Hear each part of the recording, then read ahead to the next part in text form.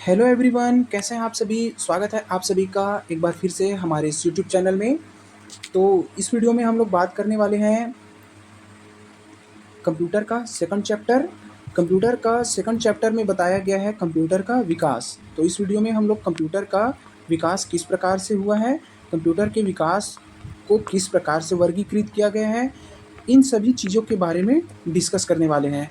तो चलिए शुरू करते हैं इस वीडियो में। कंप्यूटर का विकास किस प्रकार से हुआ है, उसका वर्गीकरण किस प्रकार से किया गया है, आइए देखते हैं। तो यहाँ पर बताया गया है कंप्यूटर का विकास का वर्गीकरण। कंप्यूटर के विकास के वर्गीकरण को 3 आधार पर बांटा गया है।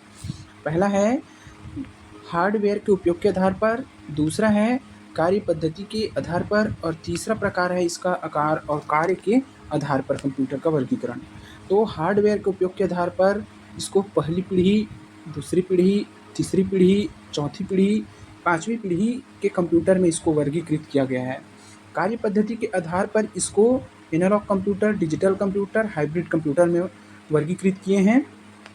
आकार और कार्य पद्धति के आधार पर कंप्यूटर को main frame computer, mini computer, micro computer, super computer में क्लासीफाई किया गया है।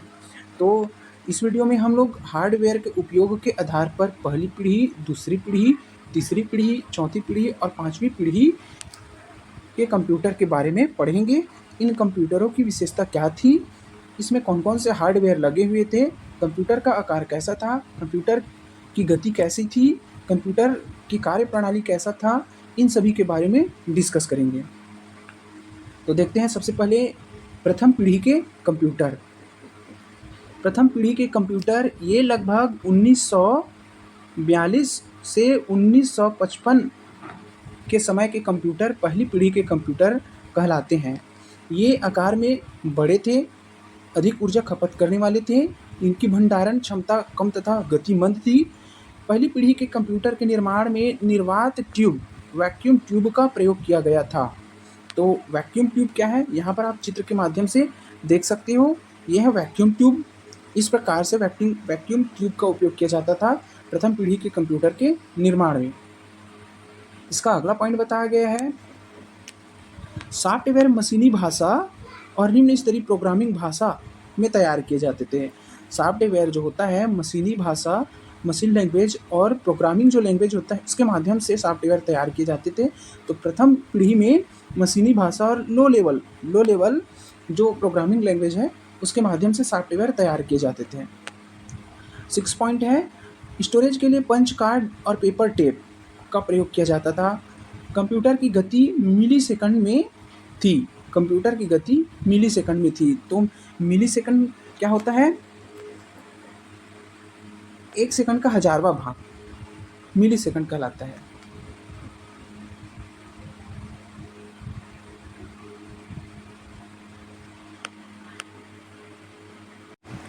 तो ये था प्रथम पीढ़ी के कंप्यूटर। हम नेक्स्ट देखते हैं द्वितीय पीढ़ी के कंप्यूटर। द्वितीय पीढ़ी के कंप्यूटर की विशेषता क्या थी, तो ये अपेक्षाकृत छोटे, हल्के और कम विद्युत खपत करने वाले थे। सॉफ्टवेयर उच्च स्तरीय असेंबली भाषा में तैयार किया जाता था। इसके पहले सॉफ्टवेयर मशीनी भाषा में तैयार किया जाता था। पहली पीढ़ी के कंप्यूटर में सॉफ्टवेयर मशीनी भाषा में तैयार किया जाता था, दूसरी पीढ़ी में असेंबली भाषा का प्रयोग किया जाने लगा।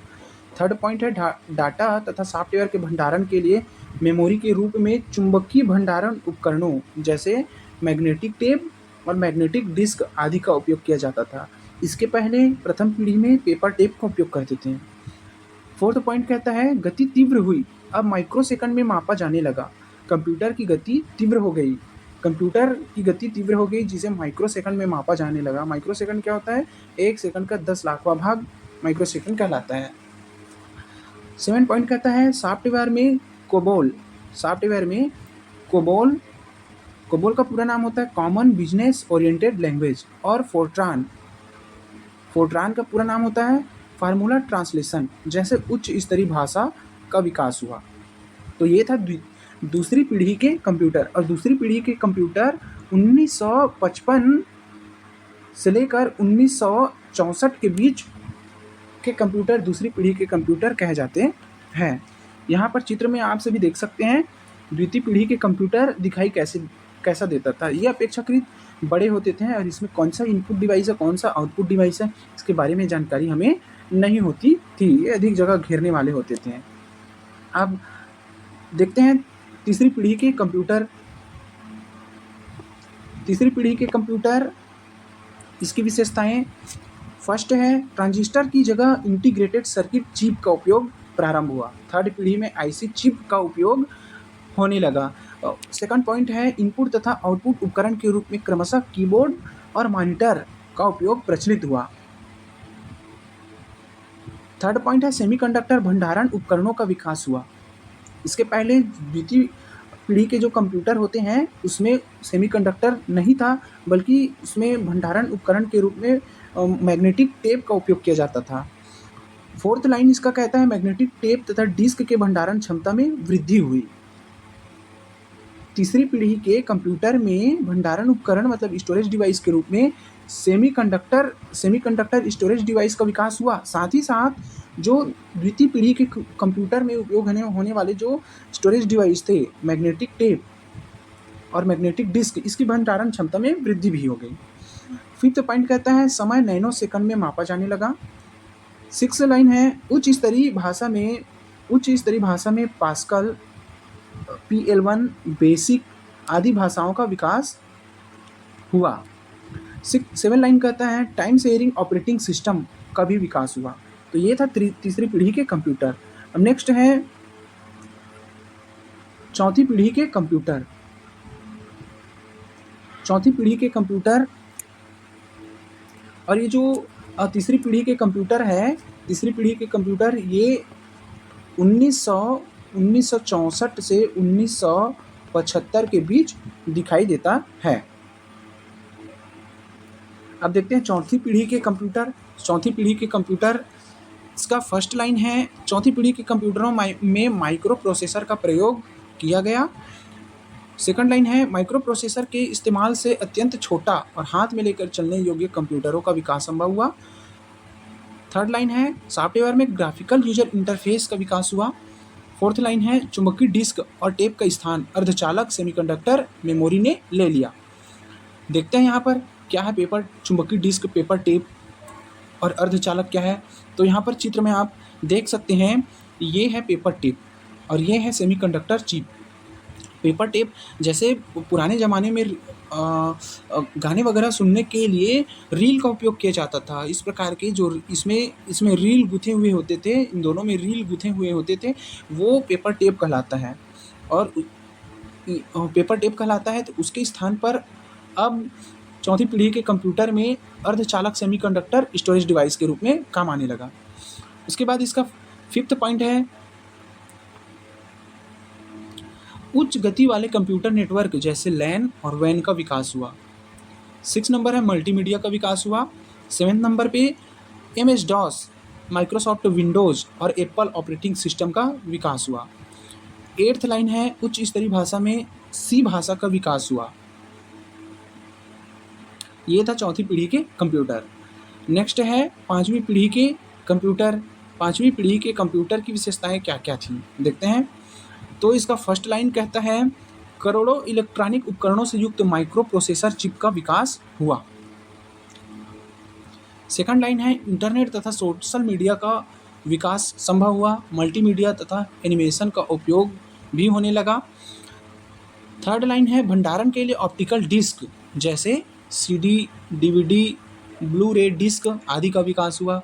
तो जैसे यहाँ पर आप लोग चित्र में देख ही रहे हैं, यहाँ पर CD, DVD और ब्लू रे डिस्क एक ही जैसे दिखाई देते हैं, लेकिन इनकी भंडारण क्षमता कैपेसिटी के हिसाब से इसको अलग अलग बांटा गया है। जैसे CD की स्टोरेज क्षमता कम होती है, उससे ज़्यादा स्टोरेज वाले DVD होते हैं, उससे ज़्यादा स्टोरेज में ब्लू रे डिस्क का उपयोग किया जाता है। तो ये था पांचवी कंप्यूटर का विकास का वर्गीकरण हार्डवेयर के उपयोग के आधार पर। हार्डवेयर के उपयोग के आधार पर कंप्यूटर का विकास। इसमें याद रखने वाले तथ्य कौन कौन से हैं, जैसे पहली पीढ़ी के कंप्यूटर में क्वेश्चन बन सकता है, पहली पीढ़ी के कंप्यूटर में क्वेश्चन बन सकता है कि इसमें पहली पीढ़ी के कंप्यूटर में निर्वात ट्यूब का उपयोग किया जाता था। याद रखने वाले महत्वपूर्ण तथ्य है। उसके बाद इसमें बन सकता है इसमें सॉफ्टवेयर किस भाषा में तैयार किए जाते थे, तो पहली पीढ़ी के कंप्यूटर में सॉफ्टवेयर मशीनी भाषा में तैयार किए जाते थे, निम्न स्तरीय प्रोग्रामिंग लैंग्वेज का उपयोग किया जाता था। ये भी याद रखने वाली बात है। फर्स्ट पीढ़ी में स्टोरेज डिवाइस के रूप में पंच कार्ड का उपयोग करते थे, पेपर टेप का उपयोग करते थे, याद रखने योग्य बातें हैं। इसकी प्रथम पीढ़ी के कंप्यूटरों की गति मिलीसेकंड में मापा जाता था। उसके बाद सेकंड पीढ़ी के जो कंप्यूटर हैं उसकी कौन कौन सी विशेषताएं हैं जो याद रखने योग्य हैं, तो सेकंड पीढ़ी के कंप्यूटर में असेंबली भाषा का उपयोग किया जाता था, प्रोग्रामिंग लैंग्वेज का उपयोग असेंबली भाषा का उपयोग किया जाता था। उसके बाद है इसमें स्टोरेज डिवाइस के रूप में मैग्नेटिक टेप और मैग्नेटिक डिस्क का प्रचलन था।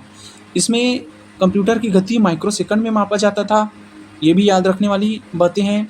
और इसमें सॉफ्टवेयर कोबोल और फोर्ट्रान लैंग्वेज का उपयोग करके बनाए जाते थे। थर्ड नंबर पे हैं तीसरी पीढ़ी के कंप्यूटर। तीसरी पीढ़ी के कंप्यूटर में कौन कौन सी चीज़ें हैं जो याद रखने योग्य हैं, तो इसमें तीसरी पीढ़ी के कंप्यूटर में आईसी चिप का उपयोग हुआ। क्वेश्चन पूछा जा सकता है कि आईसी चिप कौन सी पीढ़ी के कंप्यूटर से प्रारंभ हुआ है, तो तीसरी पीढ़ी के कंप्यूटर से आईसी चिप का प्रारंभ हुआ है। इसी प्रकार कीबोर्ड और मॉनिटर भी पूछा जा सकता है, कौन सी पीढ़ी के कंप्यूटर से कीबोर्ड और मॉनिटर का प्रयोग प्रारंभ हुआ है। साथ ही साथ सेमीकंडक्टर का उपयोग, मैग्नेटिक टेप की भंडारण क्षमता में वृद्धि कौन सी पीढ़ी के कंप्यूटर में प्रारंभ हुई, PL1 पास्कल बेसिक जैसे जो लैंग्वेज है उसका विकास कौन सी पीढ़ी के कंप्यूटर में प्रारंभ हुआ, इन सभी से क्वेश्चन बन सकते हैं। तो ये सभी लाइनें हमें याद रखनी चाहिए। अगला है चौथी पीढ़ी के कंप्यूटर। तो चौथी पीढ़ी के कंप्यूटर में याद रखने वाली बात ये है कि कंप्यूटरों में माइक्रोप्रोसेसर का प्रयोग होने लगा। चौथी पीढ़ी के कंप्यूटर से ही हमें अत्यंत छोटा और हाथ में लेकर चलने वाले कंप्यूटरों का विकास संभव हुआ है। इसमें ग्राफिकल यूजर इंटरफेस का प्रारंभ हुआ और चुंबकीय डिस्क पेपर टेप का स्थान अर्धचालकों ने ले लिया। तो यहाँ से क्वेश्चन बन सकते हैं। अब अगला है पाँचवीं पीढ़ी के कंप्यूटर। पाँचवीं पीढ़ी के कंप्यूटर में यहाँ से क्वेश्चन बन सकता है, माइक्रोप्रोसेसर चिप का विकास हुआ है, internet, social media, multimedia, animation का उपयोग भी पाँचवीं पीढ़ी के कंप्यूटर में संभव हो सका है। Optical disc, CD, DVD, Blu-ray disc, ये सभी स्टोरेज डिवाइस का उपयोग कौन से पीढ़ी के कंप्यूटर से प्रारंभ हुआ, ऐसे क्वेश्चन बन सकते हैं। तो ये सभी लाइनें याद रखने योग्य हैं। आशा करते हैं इस वीडियो को याद रख करके आप कंप्यूटर के विकास का वर्गीकरण किस प्रकार से किया गया है, कंप्यूटर का विकास कैसे हुआ है, इससे संबंधित किसी भी कंपटीशन एग्ज़ाम के क्वेश्चन को सॉल्व करके ही आओगे। तो यदि वीडियो आप सभी को अच्छा लगा हो तो इस वीडियो में बस इतना ही। यदि आप सभी को वीडियो अच्छा लगा हो तो लाइक कीजिए, शेयर कीजिए और हमारे चैनल को सब्सक्राइब कीजिए। Thank you.